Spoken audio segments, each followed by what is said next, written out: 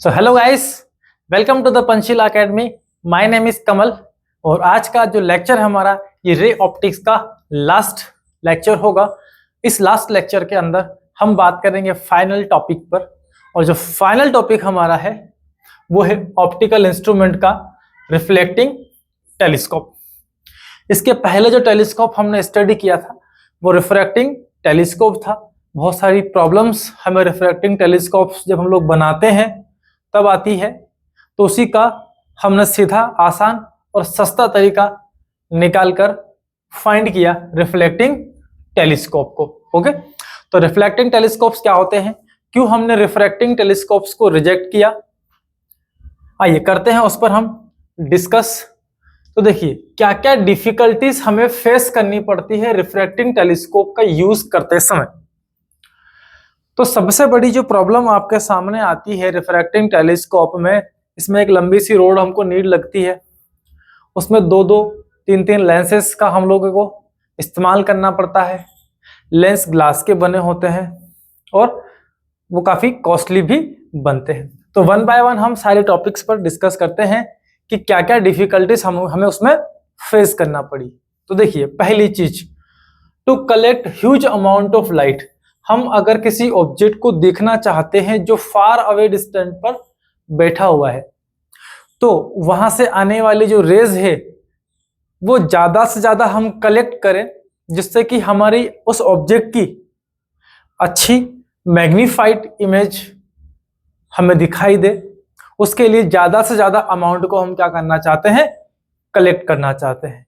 अब जितना ज्यादा अमाउंट आप कलेक्ट करना चाहते हैं, हमने पढ़ा है कि जब रिफ्रैक्टिंग टेलीस्कोप का हम लोग यूज करते हैं तो वो लेंस जो हमें ऑब्जेक्ट की साइड में रखना पड़ता है, वो लेंस की साइज हमें काफी लार्ज रखनी पड़ती है। भैया जितना दूर ऑब्जेक्ट है हमारा, हम चाहते हैं कि ज्यादा से ज्यादा लाइट को हम कलेक्ट करें, तो एक इमेज को अच्छा बनाने के लिए हमें ज्यादा अमाउंट कलेक्ट करना पड़ता है, किसका, लाइट का।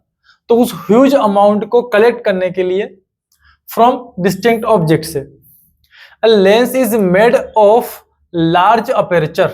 अपेरेचर मतलब वो फेस जहां से सारे के सारे लाइट हमारी इंसिडेंट होती है लेंसेज पर, तो उनका जो अपेरेचर है वो हमें काफी बड़ा करना पड़ता है। अब जितना ज्यादा अपेरेचर आप बढ़ाते जाओगे उतना ज्यादा मटेरियल उसके अंदर यूज हो जाएगा। ओके, और हमें साथ ही अपेरेचर तो बढ़ाया ही है, उसकी फोकल लेंथ भी क्या करनी पड़ती है, ज्यादा रखनी पड़ती है। तो large aperture large focal length वाले लेंसेस का हमें इस्तेमाल करना पड़ता है।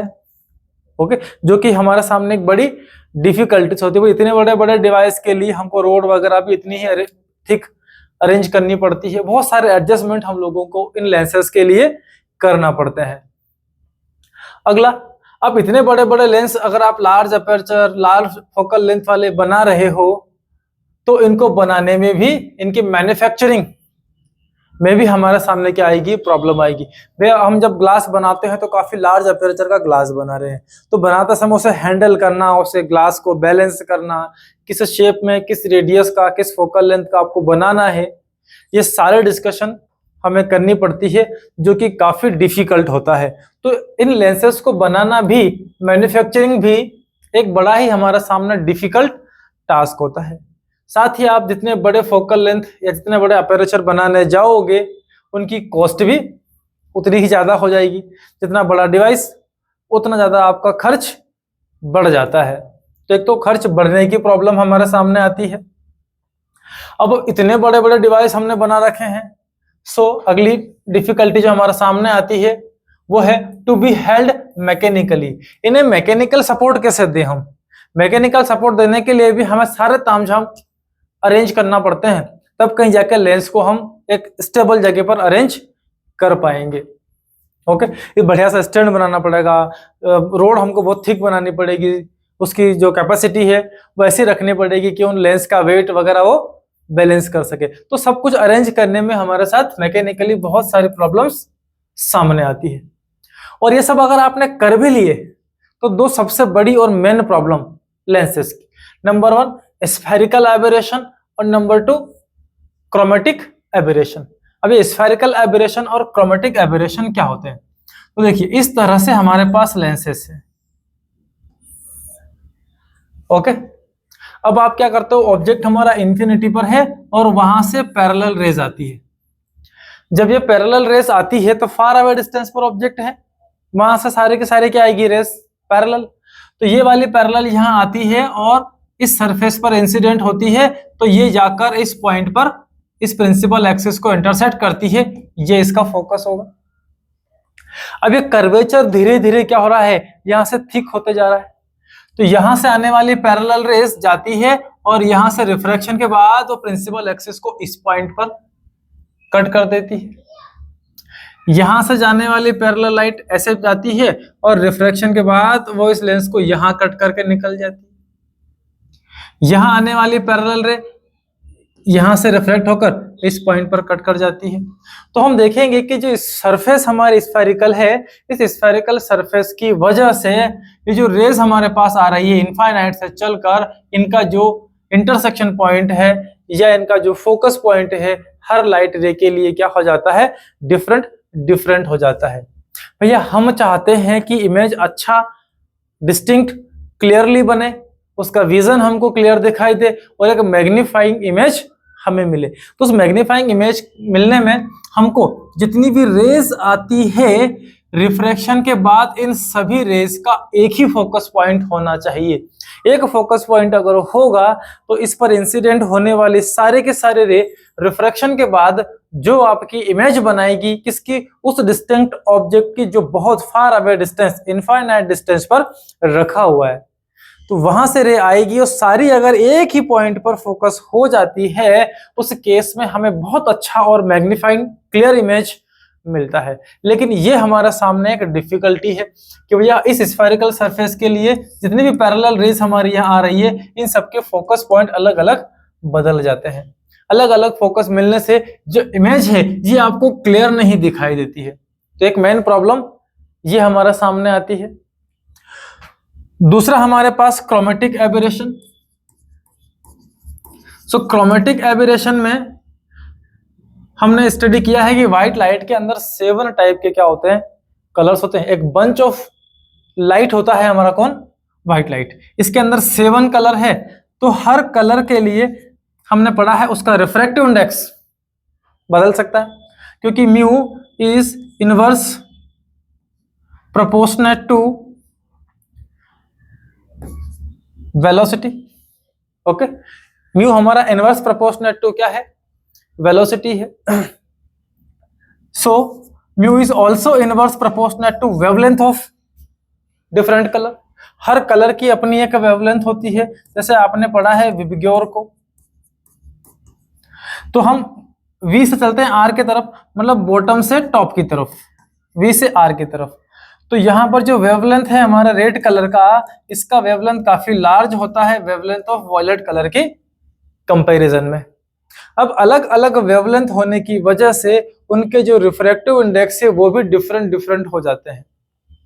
जिसका वेवलेंथ हाई है, अगर लेमडा हाई हो जाता है तो उस कलर के लिए उसका रिफ्रैक्टिव इंडेक्स लो हो जाता है। इनवर्स रिलेशन है दोनों में।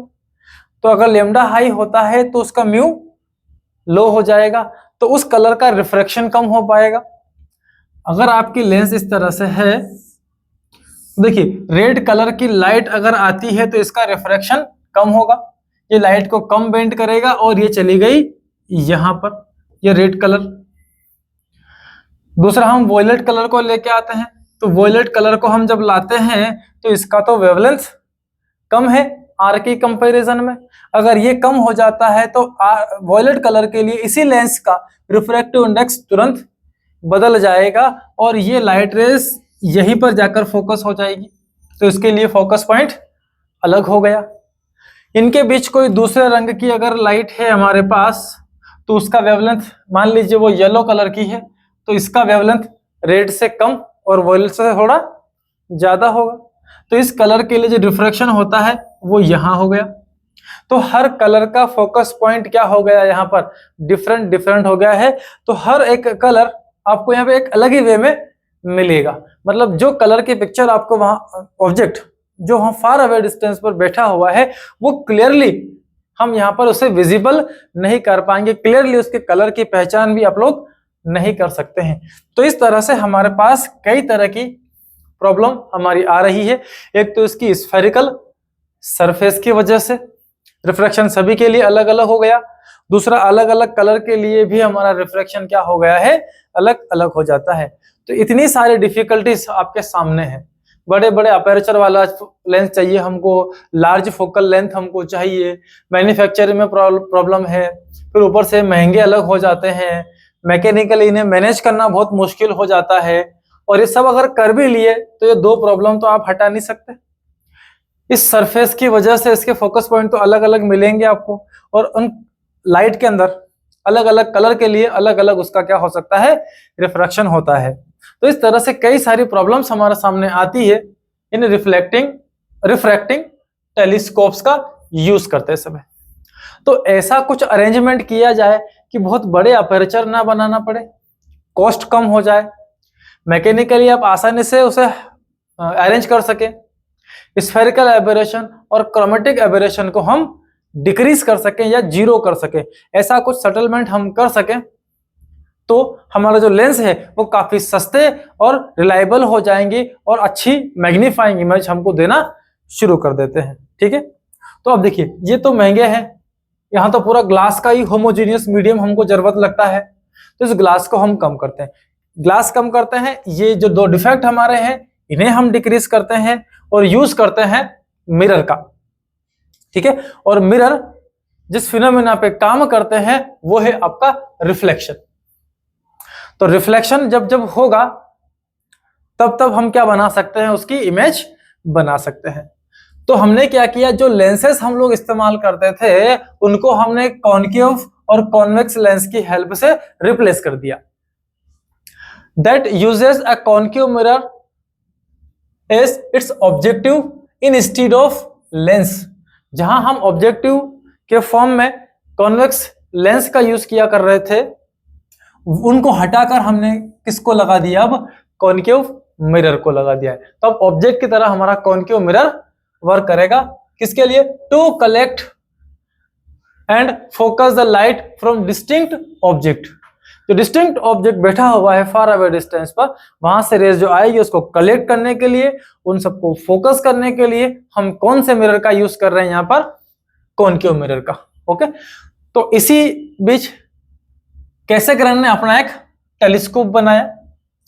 तो ये कहते हैं इनने अपने जो टेलीस्कोप के अंदर यूज किया है, it is a type of reflecting telescope. ये रिफ्लेक्शन फिनोमेना पर बेस्ड आपका रिफ्लेक्टिंग टेलीस्कोप है। दैट यूजेस, जिसने यूज किया concave as a primary mirror, primary बोले तो objective mirror, and a convex secondary mirror, और एक मिरर और यूज करेंगे हम इसके अंदर जो कि होगा कॉन्वेक्स टाइप का as a secondary mirror. The secondary mirror reflect the light back through the hole in the primary mirror where the eyepiece और डिटेक्टर इज प्लेस्ड। देखो ये लाइन कैसे आती है, ये समझने के लिए इसका हम एक डायग्राम ड्रॉ कर लेते हैं। तो यहां अपन ने बनाया एक कॉनकेव मिरर। कॉनकेव है, केव मतलब ऐसी गुफा टाइप हमने ये बना लिया है। बाहर वाली सरफेस हमारी पेंटेड है, अंदर वाली रिफ्लेक्टेड है। अब देखिए ऑब्जेक्ट कहां है, फार अवे डिस्टेंस पर। तो हमने क्या किया, ऑब्जेक्टिव लेंस को रिप्लेस करके किसको लाए हम, कॉनकेव मिरर को। तो ऑब्जेक्ट से जो रेस चलकर आएगी वो सारे की सारी आपकी कैसी होगी, पैरेलल रेस, क्योंकि ऑब्जेक्ट इस समय आपका बैठा है इनफाइनाइट डिस्टेंस पर। ओके, ऑब्जेक्ट है हमारा, चलो इसको हम दो की बजाय एक ही ले आते हैं, बाकी हम बाद में कर लेंगे। ऑब्जेक्ट इन्फिनिटी पर है। ओके, तो ये पैरेलल रेस हमारी उस ऑब्जेक्ट से चलकर आती है। अब इन पैरेलल रेस का क्या होता है, रिफ्लेक्शन। और रिफ्लेक्शन होने के दौरान जब ये रिफ्लेक्ट होकर वापस जाती है तो हमने क्या किया, यहां रास्ते में एक कॉन्वेक्स मिरर लगा दिया। ये कॉनकेव मिरर है, ये हमारा प्राइमरी मिरर, या आप ऑब्जेक्टिव मिरर बोल सकते हैं। इसको हमने as a primary mirror use किया है। यहां लगाया हमने convex lens as a secondary mirror. Okay, चलिए, तब रिफ्लेक्शन होगा, जो पैरेलल रेज यहां इंसिडेंट हुई है, रिफ्लेक्शन के बाद ये रेज यहां टकराएगी कॉन्वेक्स लेंस पर, यहां से रिफ्लेक्शन के बाद ये रेज यहां टकराई। ओके, अब देखिए इनको अगर हम और आगे इंक्रीज करें तो ये दोनों रेस इधर कहीं आगे जाएगी,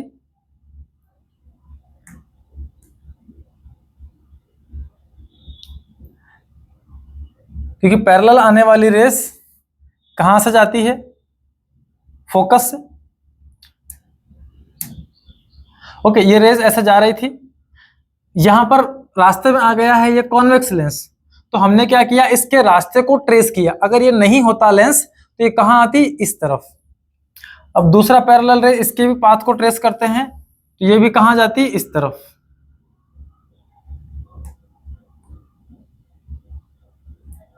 ओके, ये क्या होता है हमारे कॉन्केव मिरर का फोकस पॉइंट।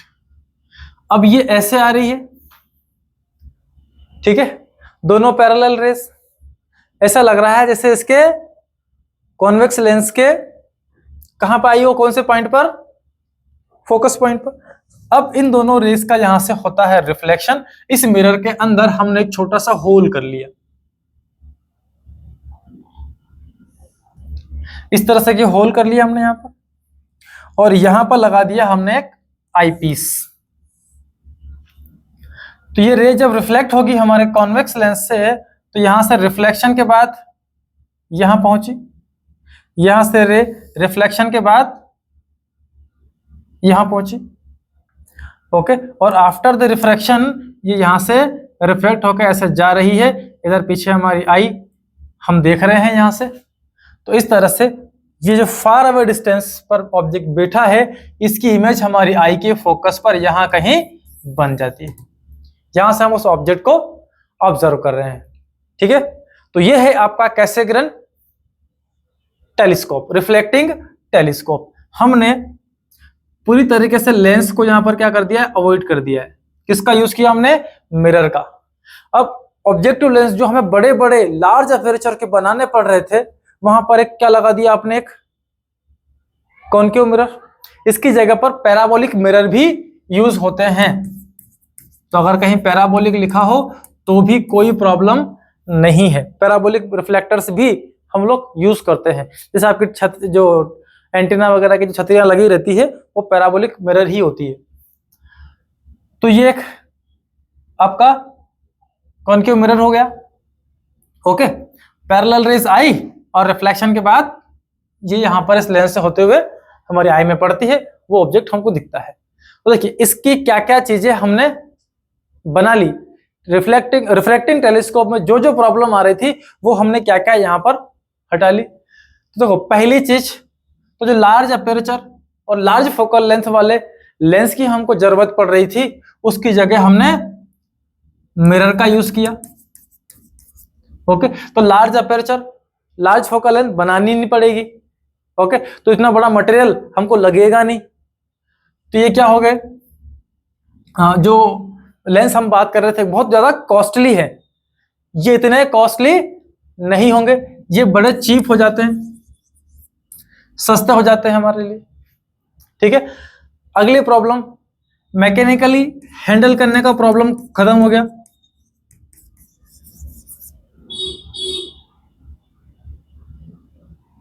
ठीक है, मैकेनिकल हैंडल हमें इतना करना नहीं पड़ेगा। देन हम बात कर रहे थे इसके स्फेरिकल एबरेशन और क्रोमेटिक एबरेशन पर, तो वो कहां होते हैं, जब आप लेंस यूज करते हो। हमने लेंस को तो रिप्लेस ही कर दिया, लेंस को रिप्लेस करके हम किसको ले आए हैं, मिरर को।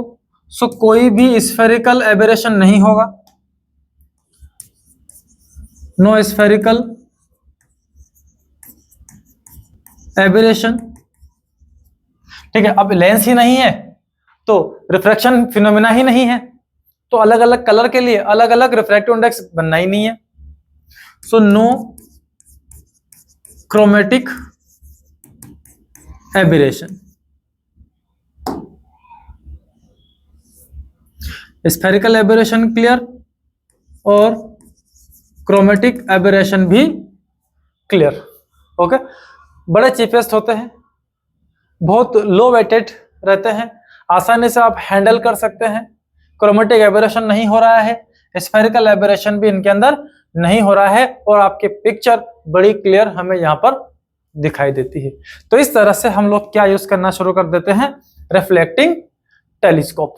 ओके, चलिए, तो कैसे किरण ने अपने टेलीस्कोप में कॉन्केव मिरर यूज किया, एक सेकेंडरी मिरर के फॉर्म में कॉन्वेक्स को यूज किया, प्राइमरी मिरर के बीच में एक होल रखा ताकि इस कॉन्वेक्स से रिफ्लेक्शन के बाद जो रे आएगी वो इससे होते हुए हमारे आई पीस पर जाएगी और वहां से हमारी आई पर पहुंचती है, तो हमें पिक्चर बड़ी क्लियर दिखाई देती है। डन। चलिए, ये पैरेलल रेस ऐसा इंसिडेंट हुआ था, रिफ्लेक्शन के बाद यहां गया और इससे रिफ्लेक्शन के बाद फाइनली रेस आई में पहुंच जाती है। ये बड़ा चीपेस्ट हमने एक टेलीस्कोप बनाया। अब इसी को न्यूटन ने भी रीअरेंज किया।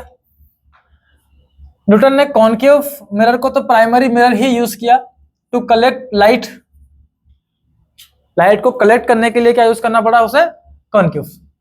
एंड अब जो कॉन्वेक्स लेंस कैसे किरण ने यूज किया था उसको रिप्लेस करके इन्होंने प्लेन या फ्लैट सेकेंडरी मिरर को यूज किया, जिसको 45 डिग्री के एंगल पर रखा। Direction to light to an eyepiece on side of telescope. देखो किस तरह से, तो पहला तो हम ये कॉन्केव मिरर ले लेते हैं,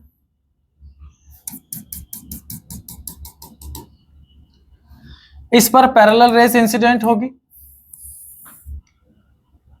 ये पैरेलल रेस इंसिडेंट हो रही है। चलिए यहां से ले लेते। अब क्या किया, जो डायरेक्शन है हमारी रेस का उससे 45 डिग्री पर हम क्या रख देते हैं, यहां पर एक प्लेन मिरर रख देते हैं। ये रहा वो प्लेन मिरर।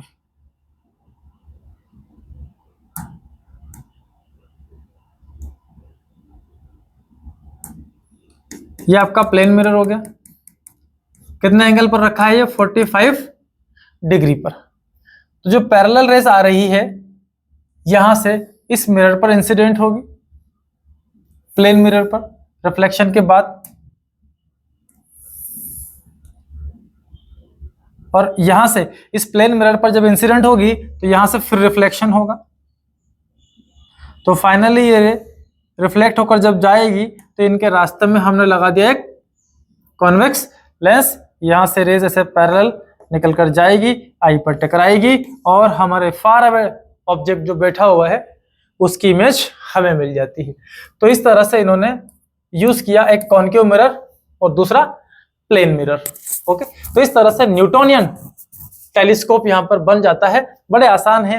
अब आसानी से एक खोखला पाइप लो, तो ना आगे से ओपन रखो उसको, पीछे एक कॉन्केव मिरर लगा दो। ओके, और बीच में कहीं अगर कैसे किरण बनाना है तो आप कॉन्वेक्स लेंस लगा दो, अगर वो नहीं बनाना है तो आप आसानी से प्लेन मिरर लगाकर ये काम आप कर सकते हैं एक पाइप के अंदर। ठीक है, जहां आपकी आई होगी उसके पास एक कॉन्वेक्स लेंस हम यूज करेंगे। देन ये सारा अरेंजमेंट बहुत ही आसान तरीके से आप कर सकते हैं। तो इस तरह से दो तरह के टेलीस्कोप हमारे पास आ चुके हैं, न्यूटोनियन टेलीस्कोप और दूसरा कैसेग्रेन रिफ्लेक्टिंग टेलीस्कोप। ओके, तो आज का लेक्चर यहीं पर हम एंड करते हैं। आज इस रे ऑप्टिक्स का ये लास्ट लेक्चर था हमारा, जिसमें हमने रिफ्लेक्टिंग टेलीस्कोप पर डिस्कस किया है। दो तरह के टेलीस्कोप हमने बना ली हैं, कैसेग्रेन और न्यूटोनियन टेलीस्कोप। ठीक है, इनमें थोड़ा अगर आप कंपैरिजन करें तो कर सकते हैं, कंपैरिजन के बेस पे भी हम एक दो पॉइंट आसानी से बना सकते हैं। तो इस तरह से जो रे ऑप्टिक्स था पूरी तरीके से यहाँ पर क्लोज होता है। नेक्स्ट पार्ट हम जो शुरू करेंगे वो होगा वेव ऑप्टिक्स, जहां पर हमें लाइट का एक नेचर और स्टडी करना है। तो मिलते हैं आपसे नेक्स्ट लेक्चर के अंदर, तब तक के लिए ऑल द बेस्ट।